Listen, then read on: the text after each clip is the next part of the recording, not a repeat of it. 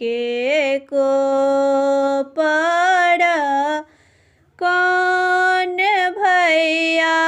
चीरत में ही काम गे माए कौन भैया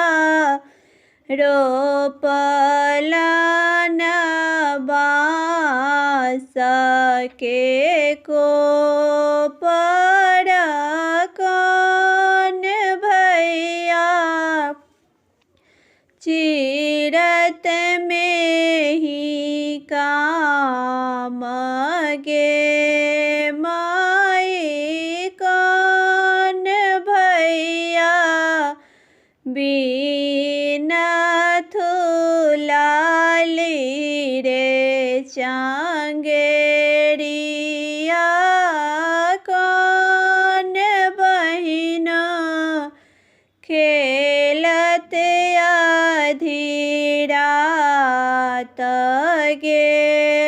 माए कौन भैया बिना लाली रे चांगेरिया कौन भैनो खेलत आधी रात गे माए बड़का भैया रोपल बाँस के को पड़ मझिला भैया चीर में ही काम गे माए बड़का भैया रोपलन बाँस के को पड़ मझिला भैया चीरत में ही काम गे माए छोटका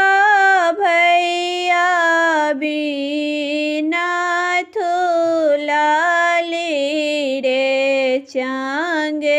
चांगेरिया सभे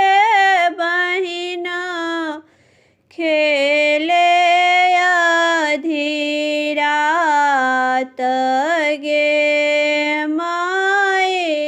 छोटका भैया बिना थुलाली रे चांगेरिया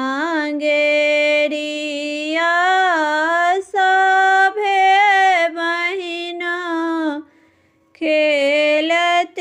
आधी रात गे माए खेलिए खुलिए बहिनोया आशीष